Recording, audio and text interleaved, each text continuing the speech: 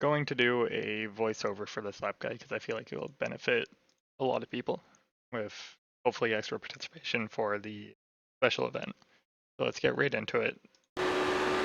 Starting our flying lap. I think this is lap 4 on tires and fuel. Then the run down to turn 1. We are using the low downforce setup that I shared in the Discord. So we are lifting at this third white line, well, about just before it, and then braking halfway between the two lines.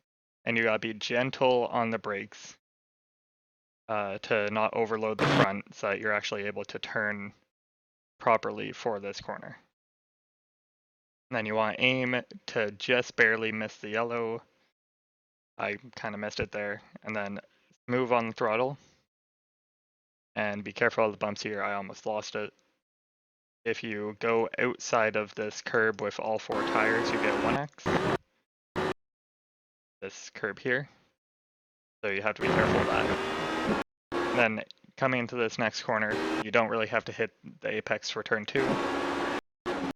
And then you're lifting just at this white line. You're starting to brake just at that white line.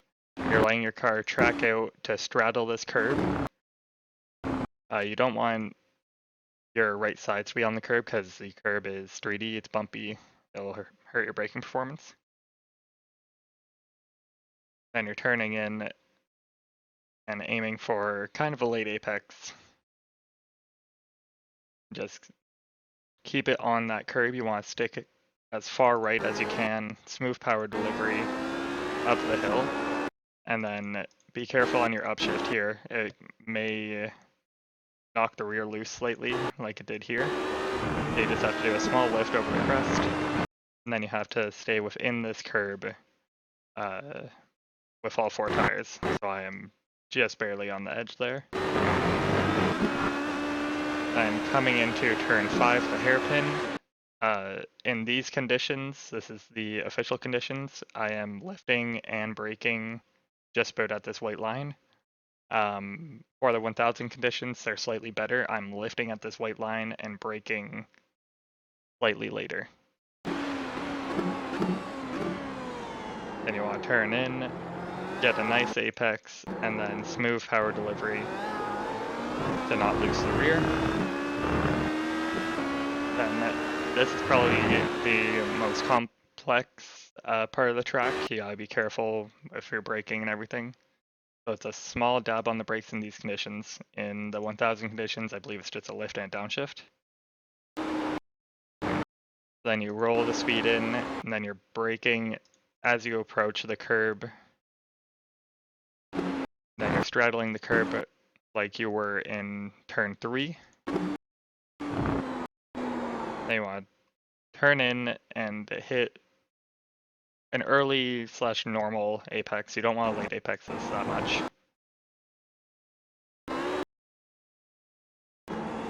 And then smooth on the power. If you are too aggressive, you will spin just your inside wheel.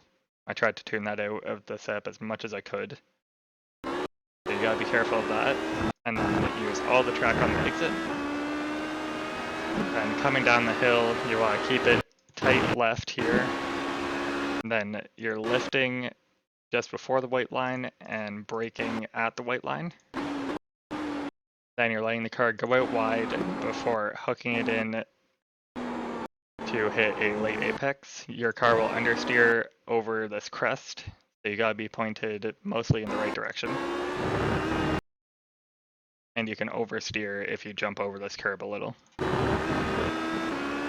Then cutting back over here, I am using, you can't really see it, this access road.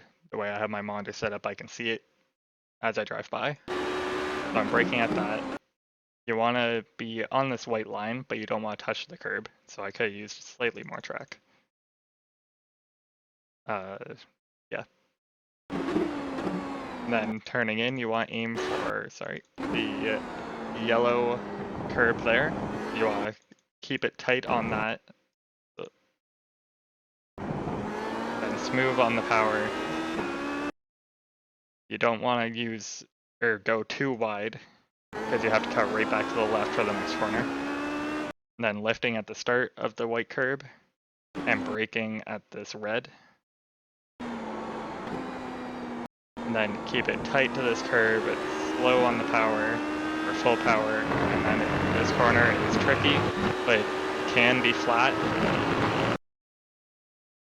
You want to turn in pretty much as late as you can, like turn in anywhere between this end of the grate here and the end of the curb. Should be good. Then you want to just touch this inside curb, hug it. Just have light hands. You don't want to ask too much rotation out of the car. It will snap. And then that is a lap in these conditions. So in the 1000 conditions, you'll be able to push the braking much further. But if you are using this setup, I would suggest fuel saving for the best strategy to get 36 laps.